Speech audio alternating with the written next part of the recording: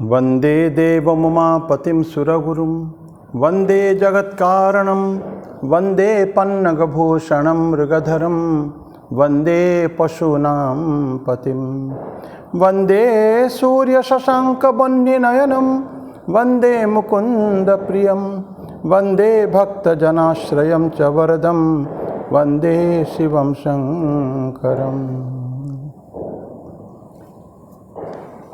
भगवान श्री रामकृष्ण देव, भगवती माँ शारदा जी और स्वामी जी को मैं प्रणाम अर्पित करता हूँ। मेरे गुरुदेव पूजनीय स्वामी भूतेशानंद जी महाराज को मेरा प्रणाम और आप सभी को मेरा प्रणाम है। आज बहुत पटाखा फूट रही है यहाँ। एक भजन से शुरू करेंगे हम लोग। आज भगवद गीता के 12वां श्लोक से शुरू करेंगे। 16वां अध्याय के 12वां श्लोक लेंगे, लेकिन उससे पहले एक भजन गाते हैं। भगवान शिव के ही भजन है, ये स्तोत्र है, एक्चुअली बेसिकली शिवाष्टकम है। प्रभु में शमनी समशेष गुणम गुणहीन महेश गराभरणम रणनिर्जित दुर्जय दैत्यपुरम रणनिर्जित दुर्जय दैत्यपुरम प्रणमामि शिवं शिवकल्पतरुं प्रणमामि शिवं शिवकल्पतरुं गिरिराजसुतान्वितवामतनुं तनुनिन्दितराजितकोटिविधुं विधिविष्णुशिरोद्धृतपादयुगं विधिविष्णुशिरोद्धृतपादयुगं प्रणमामि शिवं शिवकल्पतरुं प्रणमामि शिवं शिवकल्पतरुं शशलाञ्छितरञ्जितसन्मुकुटं कटिलम्बितसुन्दरकृत्तिपटं सुरसैवलिनी कृतपूतजटं सुरसैवलिनी कृतपूतजटं प्रणमामि शिवं शिवकल्पतरुं प्रणमामि शिवं शिवकल्पतरुं नयनत्रयभूषितचारुमुखं मुखपद्मपराजितकोटिविधुं विधुखण्डविमण्डितभालतटं विधुखण्डविमण्डितभालतटं प्रणमामि शिवं शिवकल्पतरुं प्रणमामि शिवं शिवकल्पतरुं वृषराजनिकेतनमादिगुरुं गरलाशनमाजिविषाणधरं प्रमथाधिपसेवकरञ्जनकं प्रमथाधिपसेवकरञ्जनकं प्रणमामि शिवं शिवकल्पतरुं प्रणमामि शिवं शिवकल्पतरुं मकरध्वजमत्तमतङ्गहरं करिचर्मगनागविबोधकरं वरमार्गणशूलविषाणधरं वरमार्गणशूलविषाणधरं प्रणमामि शिवं शिवकल्पतरुं प्रणमामि शिवं शिवकल्पतरुं जगदुद्धवपालननाशकरं त्रिदिवेशशिरोमणिधृष्टपदं प्रियमानवसाधुजनैकगतिं प्रियमानवसाधुजनैकगतिं प्रणमामि शिवं शिवकल्पतरुं प्रणमामि शिवं शिवकल्पतरुं हृदयस्थतमः प्रकरापहरं नृमनोजनिताघविनाशकरं भजतोऽखिलदुःखसमिद्धहरं भजतोऽखिलदुःखसमिद्धहरं प्रणमामि शिवं शिवकल्पतरुं प्रणमामि शिवं शिवकल्पतरुं। ओम नमः शिवाय शान्ताय कारणत्रयहेतवे निवेदयामि चात्मानं त्वं गति परमेश्वर।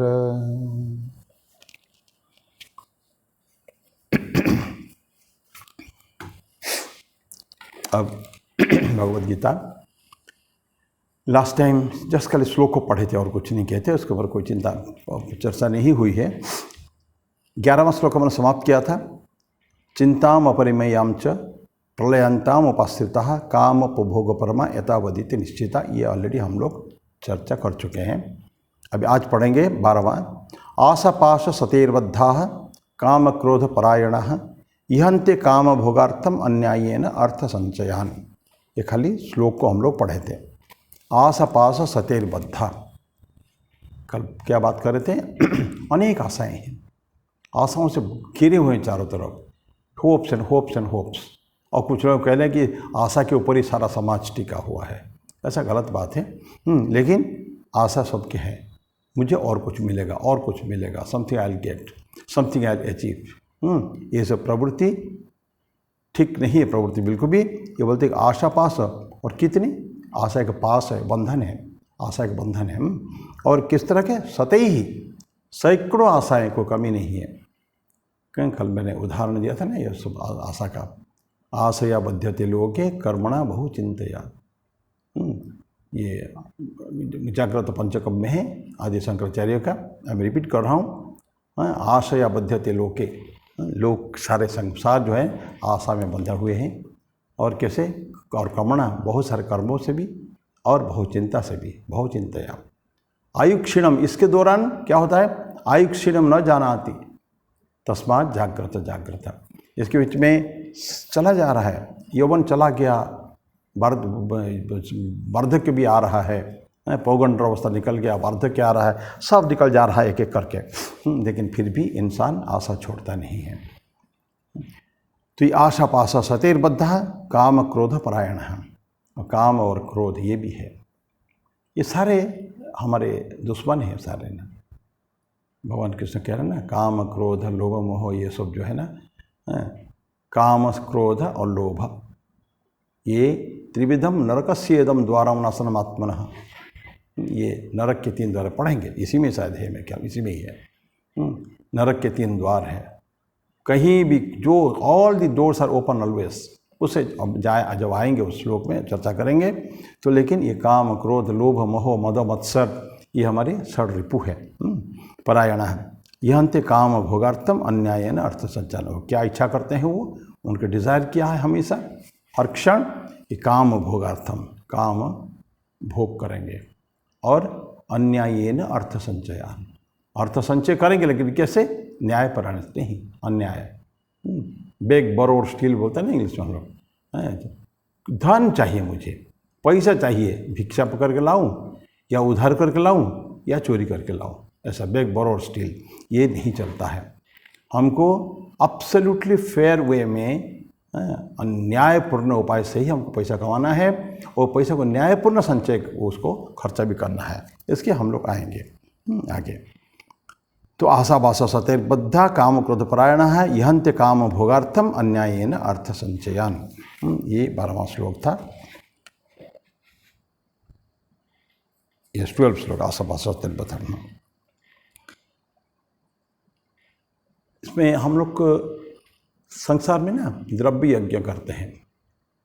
द्रव्य के क्या है? वस्तु देके, यज्ञ के लिए बहुत सारे वस्तु लगता है ना, सब देने के लिए जिसको आवश्यकता होती है, उसको करते हैं। और किसके लिए करते हैं? वो धन लगता है, सो मुख्य तो धन ही है। लेकिन धन कैसा होना चाहिए द्रव्य यज्ञ में? यज्ञ मतलब देखिए बहुत पवित्र कर्म है यज्ञ। आजकल यज्ञ खत्म होता जा रहा है, वो भी कहीं ना कहीं पढ़ेंगे। यज्ञ खत्म हो रहा है धीरे धीरे, ईश्वर की आराधना पूजा में चले गए हम लोग, और बहुत बहुत सारे अनेक रुपया खर्च करना है। लेकिन रुपया खर्च करना है वो होना चाहिए फेयर मीन्स में होना चाहिए उसको, और करके खर्च भी इसी तरह होना चाहिए। कैसे? फेयर वे में कमाना, और उसको नोबल कॉज के लिए खर्चा करना। पैसा कमाना बहुत बड़ी बात नहीं है। बिरला जी, घनश्याम दास बिरला जो है, वो बोला करते थे कि पैसा कमाना कोई बहुत बड़ी बात नहीं है, लेकिन पैसे को खर्च करना वो ज़्यादा इम्पोर्टेंट है। ठीक ठीक एवेन्यूज़ में, ठीक ठीक उपाय में, जहाँ आवश्यकता है वहाँ खर्च करें हम लोग। समाज सेवा में विशेष करके जाएं, अच्छा काम को समाज में कर जाएं, सेवा भी ना करें। कोई बहुत कोई स्ट्रक्चर बना दिया, हॉस्पिटल बना दिया, कुछ बना दिया, स्कूल बना दिया, डिपेंड करता है। छोटा छोटा अगर कम पैसा है तो कोई छोटा सा बना दिया, एक लाइब्रेरी छोटा सा बना दिया। उस दिन एक लाइब्रेरी हाँ हमारे पास में एक जगह में हुआ, छोटा सा लाइब्रेरी, उसको बढ़ाएंगे आगे, उसे मैं गया था उसमें।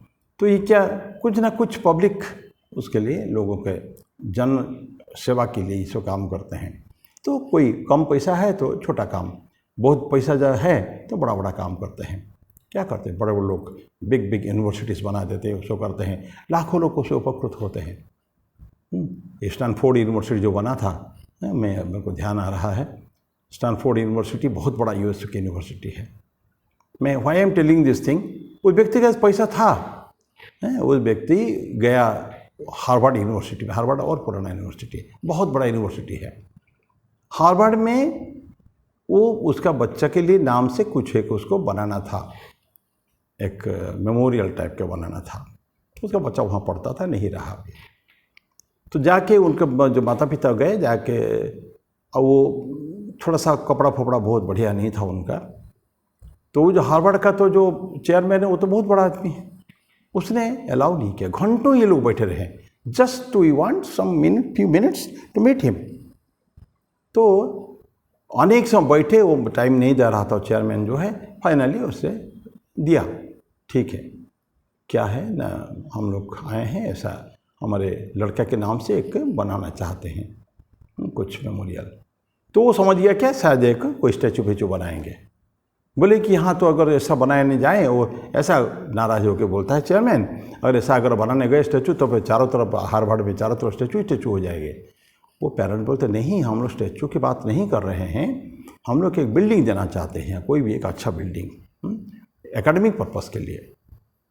तो वो फिर वो उसको और भी मजाक लग रहा है, क्योंकि जो देख रहा है हस्बैंड वाइफ कोई बहुत ज़्यादा वेल ड्रेस्ड नहीं है वो, और साधारण व्यक्ति लगते हैं बिल्कुल।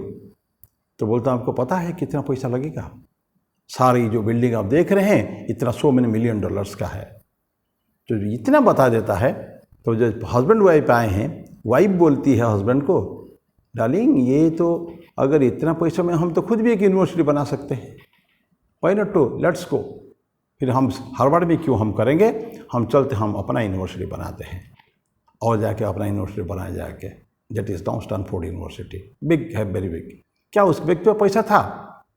आज टाटा इतना काम करते हैं, इसको काम करते हैं, क्या काम करते हैं कि समाज सेवा के लिए। पर money should come in the fair way, न्यायपूर्ण ढंग से पैसा आए, अन्याय पथ से नहीं आए, और उसका खर्चा भी ठीक ठीक एवेन्यूज़ में होना चाहिए। ये होता है वर्चुअस पीपल जो होते हैं, अच्छे गुण वाले जो व्यक्ति होते हैं, ऑनेस्ट पीपल होते हैं, वो ऐसा खर्च करते हैं। दिस इज़ कॉल्ड द्रव्य यज्ञ। ये भी एक यज्ञ है, ध्यान रखें। भगवान कृष्ण का 3rd चैप्टर में 3य अध्याय में हम लोग यज्ञ के कॉन्सेप्ट पढ़े हैं, पूर्ण सेक्रीफाइस। उसे कहीं घी में आग में घी डालना या द्रव्य देकर हम लोग को हवन करना, हवन सामग्री देके करना, ये हवन के बाद भगवान कृष्ण यज्ञ नहीं कहे हैं। वो बोले कि काम होना चाहिए, लोगों के कल्याण के लिए जितना काम होना चाहिए, दैट इज यज्ञ, सेक्रीफाइस। तो ये सेक्रीफाइस, तो जो real good people, virtuous people, वो लोग यही करेंगे। और जो गलत व्यक्ति जो है, तो आसुरिक प्रवृत्ति के, ये तो दैवी व्यक्ति हो गया। आसुरिक व्यक्ति क्या करेगा, वो करेगा, उसका सारे जीवन उनका एकदम खतरनाक उसका हो जाता है उसके ना। किस तरह के कंपटीशन होता है, क्रूएल कंपटीशन, चारों तरफ निष्ठुर व्यवहार, किसी तरह का हमको पैसा चाहिए, न्याय तो प्रश्न नहीं उठता। अन्य उपाय में भी कुछ भी करे, हमको पैसा चाहिए, बस ये बात है। तो है ना, फ्रेंजी बोलते हैं फॉल्सूट, मिथ्या बात करके, और एक पागलपन है कि जुनून, एक बहुत ज़्यादा नशा बन जाता है उसके, पैसा इकट्ठा करने के लिए, फ्रॉड करने के लिए भी। जिस तरह का चिटिंगबाजी, फ्रॉड, जो कुछ करना पर भ्रष्टाचार करके, पर पैसा चाहिए, दैट इज़, ये होता है उन लोगों का है। वैसे कर मास, खूब पैसा उनके पास रहता है, खर्च करते हैं, ऐसा नहीं है। लेकिन जो जिसका शुरुआत ही गलत है, गलत उपाय में पैसा कमा गया, वो पैसा ठीक ठीक फलता नहीं है। फिर भी कुछ ना कुछ लोगों का कल्याण में आता है। तो ये होता है आसुरी प्रवृत्ति की बात है। तो हमने दैवी प्रकृति में ठीक ठीक उपाय में पैसा लाना और ठीक उपाय में खर्च करना, आश्रित प्रकृति में कहीं भी करना है, खर्चा करने की कोई आवश्यकता नहीं है, आवश्यक अनावश्यक हो तो, और पैसा कैसे भी करके लाना है, जितना गलत उपाय से। ठाकुर बोलते हैं कि ये जो वही सेम थिंग को ठाकुर बोलते हैं, जो वल्गर लोग जो होते हैं, बदमाश टाइप के लोग होते हैं, तो उनको क्या चाहिए, लस्ट, ये काम उपाय में, काम उपभोग पर है ना, काम लस्ट। पिछले श्लोक में हम लोग पढ़े हैं, ये हर चीज़, ये जगत झूठा है, अनिश्वर है, निरीश्वरवादी है, सब कुछ है, उसमें कुछ रखा नहीं है। ये सब बातें जो विश्वास करते हैं वो कभी भी अच्छा काम कभी जीवन में कर नहीं सकते हैं। उनको इसी तरह का ही गलत उपाय में सब चलता है उनका काम। तो ये तो हमको चाहिए क्या, एक सुपीरियर काइंड आदमी चाहिए। ठाकुर बोलते हैं कि जो अच्छे व्यक्ति जो है वो ऑलवेज उसका भले कम पैसा खर्च करे, पैसा कम हो, बट देन जहाँ उसके मन में आया कुछ काम करना है तो इसका द्रव्य यज्ञ जो है बिल्कुल एकदम सही तरीके से उसका होगा, ठीक ठीक उपाय में होने वाला है। तो ये था वर्ष नंबर 12 था। अब छोटे छोटे वर्ष से बहुत ज़्यादा एक्सप्लेनेशन की जरूरत नहीं है। 13वां है, इदमद्य मया लब्धम इमं प्राप्स्य मनोरथम इदम अस्ति इदमपि में भविष्यति पुनर्धनम। ये बहुत लोगों का है। इदम अद्य मया लब्धम, ये मैंने आज प्राप्त किया,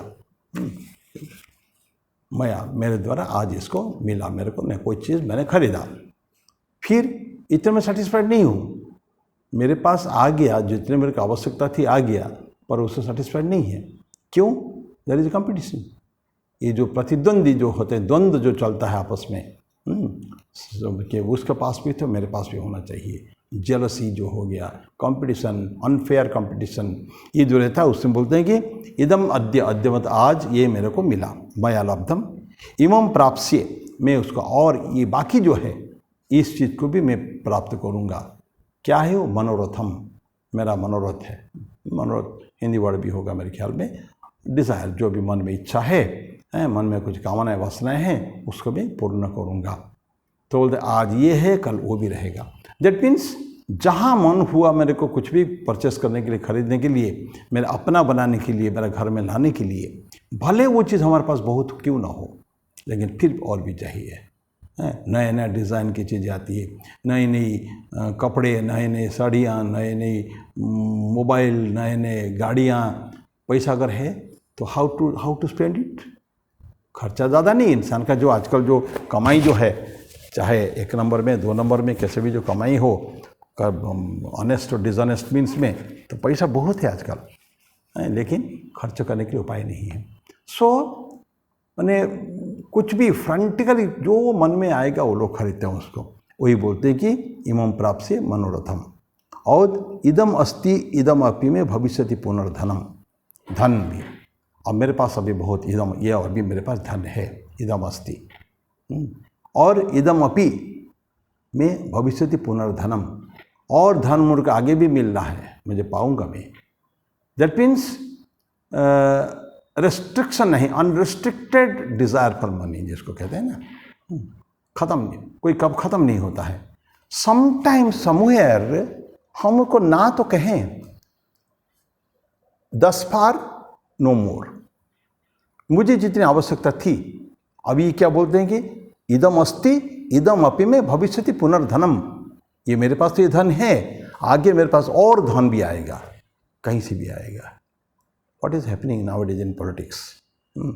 पॉलिटिक्स में कहिए, बिजनेस में कहिए, कहीं भी कहिए, गवर्नमेंट में तो भयंकर करप्शन है, उसका कोई वो नहीं है। जहाँ देखो वहाँ करप्शन है, बिना पैसे कोई काम चलता ही नहीं है। एजुकेशन डिपार्टमेंट, हम लोग शिक्षा विभाग माने शिक्षा जगत में है, ये कॉलेज स्कूल चलाने का जो काम है, स्कूल का बिजनेस, शिक्षा का बिजनेस जो है ना, it's a very noble business, you know, man making, character building, चरित्र निर्माणकारी है ये शिक्षा होना चाहिए। स्वामी जी बोलते थे, I want man making, character building, assimilation of ideas. चरित्र गठन के लिए मनुष्य निर्माणकारी, चरित्र निर्माणकारी जो आइडियाज़, जो बातें हैं, उसको मैं इकट्ठा करूँगा, एसिमिलेशन ऑफ आइडियाज़। और ये क्या होता है, इतनी जाइए आप ऑफिस में, एजुकेशन के ऑफिस में, है, सभी डिपार्टमेंट में, पुलिस में है, इसमें है, जल संसाधन विभाग में है, PWD में, कहाँ नहीं है, that is the question. And हम लोग पढ़े हैं, देखते हैं न्यूज़ में, घर भर भर के रुपया रखा हुआ है, बंडल्स, चारपाई के अंदर रखा हुआ, बाथरूम में रखा हुआ, उसको रखा हुआ, जहाँ जगह लॉफ्ट में रखा हुआ, जहाँ जगह मिला हुआ रखा हुआ बंडल्स। उससे 10 बंडल भी खर्च नहीं कर पाएंगे सालों साल में भी, लेकिन स्टिल करोड़ ऑफ रुपीज़ को 25-25, 30-30 करोड़ का कैश मिलता है कि घर में, उससे ज़्यादा भी मिलता है। नाउ ये क्या है, पागलपना नहीं है ये। कल की जिसका ठिकाना नहीं है, एक पल के ठिकाना नहीं है, और इकट्ठा करेंगे हम अनंत काल के लिए, कई सारे 3 पीढ़ी के लिए इकट्ठा करके जाना है, ताकि मेरे बेटे को, मेरे नाती को, मेरे पोते को कोई तकलीफ ना हो, जो चाहिए उसको खर्च करें। ये दिस इज द वे। ऐसे you can not satisfy your, जिसको अपने आने वाली पीढ़ी को पैसा रख के आप सेटिस्फाई नहीं कर सकते हैं, उनको मनुष्य बनाइए। तो कहता है ना वो, सपूत है तो काय के लिए धन संचय, और कपूत है तो काय के लिए धन संचय। अगर मेरा अच्छा कर दिया, देखो ठीक, कुल को उज्जवल करने वाला जो है, एक कुलनाशन भी होते हैं, कुल को बर्बाद कर देते हैं। आज संस्कृत का श्लोक है चाणक्य की, ठीक है ना। तो एके नापि सुवृक्ष कुवृक्षेण क्या कुटस्थन बन्निना दह्यते तद्वनम सर्वम कुपुत्रेण कुलम यथा। जैसे एक पेड़ के अंदर कोई छोटा सा कोई अग्नि अगर लग गया, सारे जंगल को दहन कर सकता है, कोटर में कोई छोटा सा अग्नि अगर है, तो इसी तरह की एक को अगर कुपुत्र पैदा हो गया तो उसमें पूरा कुल का नाश हो जाता है। तो ऐसे ऐसे पुत्र को पैदा करके क्या फ़ायदा है। तो बोलते हैं कि ये तो इवं प्राप्त मतलब इदम अस्तिदापि में भविष्यति पुनर्धनम। तो बोला कि ये इतना रुपया खर्च कर पाते हैं, how to spend it, they cannot, they just cannot spend it. There are some people, they just count money and they become happy.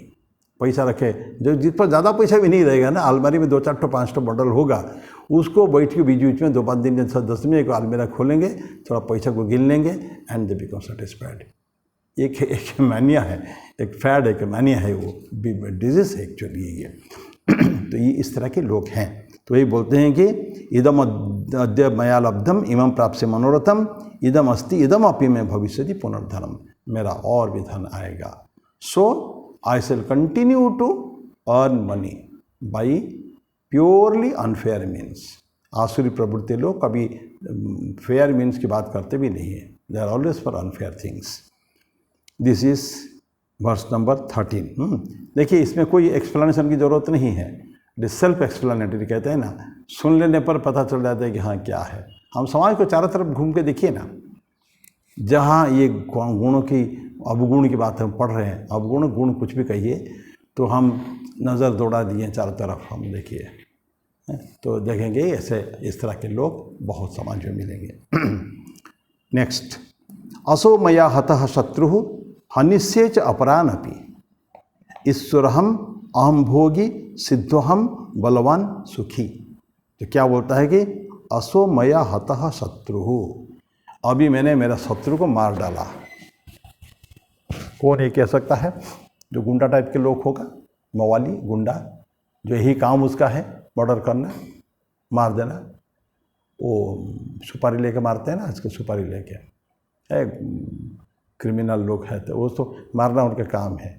मच्छर मारना, एक मछली, छोटा सा मछली मारना, और एक मुर्गी मारना, और एक इंसान मारने में उनका कोई फ़र्क दिखता नहीं है।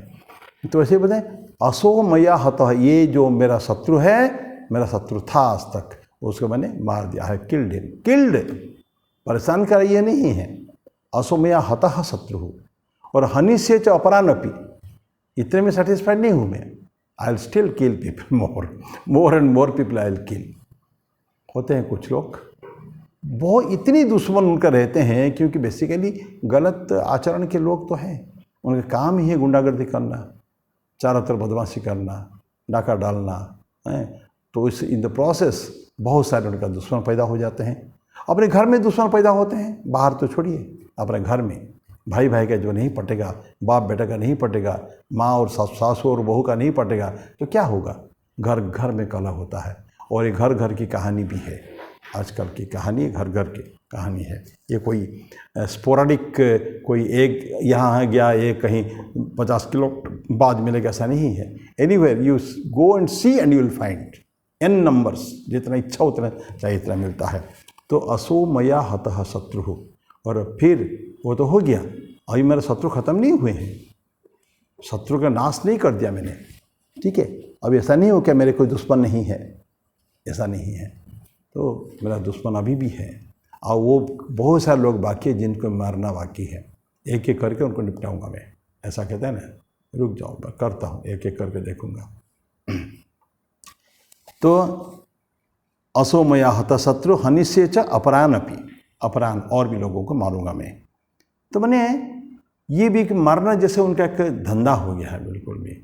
And they become so happy, you know. Terrorist लोग क्या करते हैं, यही तो करते हैं। कल हम लोग बात करते, आपको ध्यान होगा, भर्तृहरि का जो श्लोक जो है, मनुष्य के 4 भाग में विभक्त किया था, तो चौथा भाग क्या था ध्यान आपको, कि अपने स्वार्थ के लिए दूसरे को हानि करना, जितना तक हानि हो सके। तीसरा था अपने स्वार्थ का दूसरा हानि करना, तीसरा था मानव राक्षस। चौथे में था मेरा कोई उससे फ़ायदा नहीं है, लेकिन फिर भी मैं लोगों को मारूंगा, डिस्टर्ब करूँगा, क्योंकि मेरी एक आदत बन चुकी है वो। मेरा फ़ायदा कुछ नहीं है उसमें, है दूसरे के फ़ायदे के लिए कर सकता हूँ, या कुछ भी नहीं है, मैं मारूंगा बस। किलिंग मेरा वो एक धंधा है। अच्छा, एक 5वां टाइप का भी है, उसमें भर्तृहरि ने उसका कुछ मेंशन नहीं आया है। अपने को कष्ट पहुँचा के ही हमको डैमेज करना है, सोसाइटी को, समाज को तहस नहस कर देना, बिल्कुल डिवास्टेशन चाहिए, विध्वंस। ये जो विध्वंसकारी जो टेररिस्ट होते हैं उनका काम यही है। जो सुइसाइड बम्बर होते हैं ना, जो पुलवामा में क्या होता, पुलवामा में कि एक अपने पीठ में अपने शरीर में बम बांध के उसने अंदर डैश कर दिया गाड़ी के ऊपर, तो बम को फूटना था, वो खुद तो मरा, उनको मरना था। सुइसाइड बम्बर ये सो होते हैं, आत्महत्या करेंगे, वो इतना आत्मघाती होते हैं, उनको मैंने एकदम जुनून है, भयंकर नशा है वो, कि मारना है, सबको काट के सत्यानाश करना है। ये टेररिस्ट का काम यही है। तो इनका बस इस तरह का है, हनिष्ये च अपरानपि। फिर अपने बारे में थोड़ा बड़ाई भी करता है, क्या है, ईश्वरहम अहम भोगी सिद्धोहम बलवान सुखी। क्या मैं हूँ, मैं ईश्वर हूँ, अहम ईश्वर, मैं भगवान हूँ, मैं इंसान हूँ, वो भी नहीं बोलेगा।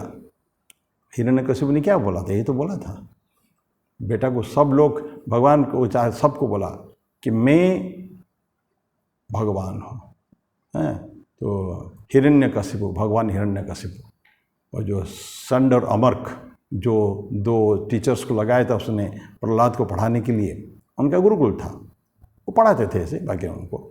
पर ये उनका तो टीचिंग है कि सभी को बोलना कि और कोई यहाँ भगवान नहीं है, भगवान उनका बाप का नाम लेकर। तो ये है, प्रहलाद का बाप अपने आप को भगवान कहता था, ठीक है। तो भी वही को तो भगवान भगवान भगवान करते थे। तो प्रहलाद बोलते हैं कि मेरा तो भगवान तो विष्णु है, हरि है मेरा भगवान, हिरण्यकशिपु कैसे मेरा भगवान होगा, नहीं। तो फिर उनको उदाहरण दिखाते एक एक करके, ये काम तुम्हारा, वो बोलता है आपके हिरण्यकशिपु भगवान कर सकते हैं ये काम को, नहीं कर सकते हैं, पर मेरा विष्णु कर देंगे, मेरा हरि कर देंगे उसको ऐसा बोलते हैं। और उन्होंने दिखाया अपने जीवन में ईश्वर क्या कर सकते हैं, भक्त के कल्याण के लिए क्या क्या कर सकते हैं, तो दिखा दिया है ना ये। तो ये बोलते हैं कि मैं ईश्वर हूँ, लेकिन जो मवाली आदमी जो है, बहुत ज़्यादा गुंडा टाइप के जो होते हैं, जो यही काम है मारना पीटना है, वो बोलते हैं मैं ईश्वर हूँ, ईश्वर हम, और अहम भोगी, आई विल एंजॉय, काम कुछ बस पैसा है, आई विल एंजॉय, उपभोग करूँगा मैं। क्या है, किस तरह का उपभोग, अच्छे नहीं कुछ विभोग करना, डिवाइन जो एक्सटेसी होती है, भगवान के बारे में चिंतन करना, उनके करना, बड़े बड़े फंक्शंस करना, प्रोग्राम करना, है। तो ये भागवत कथाएं हुआ, रामायण कथाएं हुई, ये सब कथाएं करना, ये भी तो एक पैसा खर्च भी तो उसमें होता है, पर ये एक जनरल वेलफेयर के लिए, समाज के कल्याण के लिए है वो, है। पर ये सो क्या बोलते हैं कि अहम भोगी, मैं खाऊंगा पीऊँगा, दारू पीऊँगा, शराब पीऊँगा, और जितनी तरह का गलत एंजॉयमेंट हो सके मैं करूँगा। मैं ईश्वर हम अहम भोगी और सिद्धो हम, मैं सिद्ध भी हूँ, सक्सेसफुल। सिद्धि क्या होता है? एक कहीं परफेक्शन के लिए जो साधना करते हैं, साधना से सिद्धि प्राप्त होती है। अच्छी खूब साधना कर लिया, कुछ गुण मिल जाता है, डिवाइन क्वालिटीज मिल जाती है उसमें। उसके द्वारा कोई रोगी को ठीक कर देना, या किसी के भाग्य के बारे में बता देना, कोई पानी में चल देना, कुछ करते हैं इस तरह के सब मिरेकल्स करते हैं, कुछ चीज़ें। पर ये आध्यात्मिक जगत के लिए ठीक नहीं है, आध्यात्मिक साधक के लिए सिद्धि नहीं है। भगवान श्री रामकृष्ण अर्जुन को भी भगवान कृष्ण बोले थे, अर्जुन तुम कुछ सिद्धि प्राप्त करो, उसमें बहुत बड़े बड़े काम हो सकते हैं। अर्जुन बोला नहीं। ठाकुर श्री रामकृष्ण देव नरेंद्र को बोलते, नरेंद्र को सिद्धि चाहिए तुमको, सीधे से बहुत अच्छे काम होते हैं, माने यही सामाजिक ये काम, लोगों को अच्छा करना, कुछ करना, इस तरह के होते हैं। और नरेंद्र बोलता है इससे क्या ईश्वर प्राप्त होगा? सिद्धि प्राप्त करने से नहीं होगा। तो मेरे को सिद्धि नहीं चाहिए, मुझे साधना के पथ में अग्रसर होने का है। और ठाकुर सिद्धि को क्या बोलते हैं? ये जो सिद्ध बोलता है ना, सिद्धि बोलते हैं कि ये बूढ़ी वेश्या का विष्ठा, ये ठाकुर का है। तो इस तरह इस हद तक उसको सिद्धि को कंपेयर करता है, तुलना करते हैं उसके साथ। तो पर ये बोलते हैं कि ईश्वर हम अहम भोगी सिद्धो हम, और बलवान भी हूँ, मैं सक्सेसफुल हूँ, मुझे सिद्धि प्राप्त हो चुका है, जो चाहूँगा मैं हो जाएगा। यही तो है सिद्धि, मतलब क्या? मैं जो चाहूँगा हो जाएगा।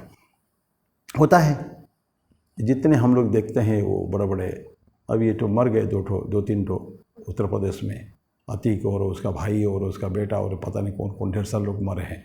और भी लोग जो जेल में हैं वो यही तो करते थे, गुंडागर्दी करना, इसके ज़मीन हड़पो, उसको करो, उसको मारो, उसको काटो, यही उनका काम था। अब उनको लोगों ने निपटा दिया। एनीवे, हम पॉलिटिक्स की तरफ नहीं जा रहे हैं। सिद्ध बलवान, मैं बलवान हूँ, स्ट्रेंथ होता, यही तो बलवान है, यही उनका बल है। दूसरों को पैसा देकर लोगों को मरवाना, यही उनका काम है, बलवान हूँ। और सुखी हूँ, सुख तो ही है, सुख आनंद नहीं हूँ, आनंद तो कभी नहीं कहेगा वो, मैं सुखी हूँ, हैप्पी। अगेन ये जो भोगी बोला था, भोगी मतलब तो the height of what to say indulgence, जिसको कहेंगे ना, खूब जितना हम सुरा साकी जो भी कहें सब कुछ एंजॉय करने का है। बड़ा बड़े हॉलीडेज चले गए जाके, कोई बीच में जाके बड़ा सा होटल में ले लिया, वहाँ खूब खा पी के मस्त रहता है। दिस इज कॉल्ड मैं सुखी भी हूँ। तो ईश्वर हम अहम भोगी सिद्धो हम बलवान सुखी, मैं सुखी भी हूँ, बलवान भी हूँ। This was 14। और एक श्लोक थोड़ा लेके विल से फिनिश अप। आढ्यो भी जनवानस्मि कोन्योस्ति सदृशमया, अपने बारे में उसका बहुत हाई रैंकिंग अपने आप को रखता है वो। He feels himself to be very great person ना, तभी बोलता है ना, मैं ईश्वर भी हूँ, भोगी भी हूँ, सिद्ध भी हूँ, बलवान भी हूँ, सुखी भी हूँ, मैं सब कुछ हूँ। अभी आगे और बोलते हैं, आढ्यो भी जनवानस्मि। क्या आढ्य मतलब? रिच, बहुत रिच, पैसा मेरे पास बहुत है पैसा। आढ्यो भी, और जनवानस्मि, मेरे पास लोग भी बहुत हैं। ये हमारे मेरी जो मदर टंग है उसमें कहते हैं कि धन जन गोपालक्ष्मी, जिनके पास ये चारों चीज़ है वो रियल समाज में रिच माना था। धन भी, पैसा भी है, लक्ष्मी भी है, लक्ष्मी भी पैसा का एक अलग रूप है। चल अचल संपत्ति सब कही है। धन जन, लोग भी है, घर में स्ट्रेंथ है। उस समय क्या 3-3, 4-4 बच्चे होते थे, सब 1-1 हट्टा कट्टा जवान, और घर में और भी लोग हैं, तो ये जन हो गया। वो गलत काम के लिए नहीं, अच्छे व्यक्ति, परिवार, बड़ा परिवार जिसको कहते हैं ना, लार्ज फैमिलीज। तो धन जन, गोप गाय है, आजकल गाय कोई रखता नहीं, सेवा नहीं करता। उस समय में जिसके घर में गाय है वो एक अच्छे माना जाता था। और लक्ष्मी, धन जन गोप, लक्ष्मी जी के पास है वो, they are respected people in the society, समाज में वो बहुत सम्मानित व्यक्ति होते थे। गोप गाय, उसमें गाय वॉज ए मस्ट। अब देखिए, नंद यशोदा की बात हम करते हैं, हजारों लाखों गाय उनके पास थे। जनक राजा के बारे में सुनते हैं, जनक राजा खूब ये जो करते थे, उनके चर्चा होती थी, शास्त्रार्थ हुआ करता था जो है। तो जो जनक राजा एक बार उठ के बैठते हैं, मेरे गौशाले में 10,000 गाय हैं, और प्रत्येक के अंदर, प्रत्येक के ऊपर, सिंह के ऊपर 10-10 स्वर्ण मुद्राएं लगी हुई है। जो ये शास्त्रार्थ जीतेगा वो अपने घर में ले जा सकता है, ऐसा दिस इज द डिक्लेरेशन। 1000 5,000 10,000 गाय, उस समय 2 4 5 गाय नहीं देते थे। जनक तो बहुत बड़ा राजा था। जब याज्ञवल्क्य क्या होता है, बहुत बड़े पंडित, उसमें याज्ञवल्क्य भी है, क्या बहुत सुंदर घटना है। तो अनाउंस करता है अविशास्त्रा तो हो रहा है, होगा, और जो मेरे पास मेरे गौशाला में बंधे हुए इतने सारे, प्रत्येक के सिंग पर 10-10 स्वर्ण मुद्रा है, और ये आप उसको लेके जा सकते हैं, जो जीत जाएगा। शास्त्रार्थ में थोड़ी देर शांत रहता है सब कुछ। कौन इसमें सबसे ज्ञानी जो है कौन है, कोई जो बोल नहीं रहा है, तब शास्त्रार्थ तो शुरू नहीं हुआ है।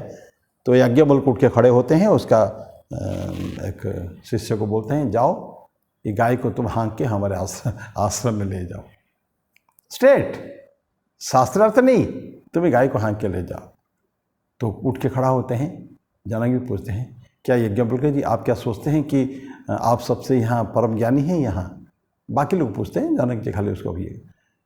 तो बोलते हैं कि नहीं, मैं तो मेरे आश्रम में गायों की आवश्यकता है, तो मैं इसलिए गाय को हाँक के ले जा रहा हूँ। क्या बड़ा प्लेन आंसर, बिल्कुल शांत भाव से, मुझे मेरे आश्रम में गायों की ज़रूरत थी, मैं गाय को ले जा रहा हूँ। यहाँ अगर ऐसे कोई है जो पंडित है तो मेरे से शास्त्रार्थ करें।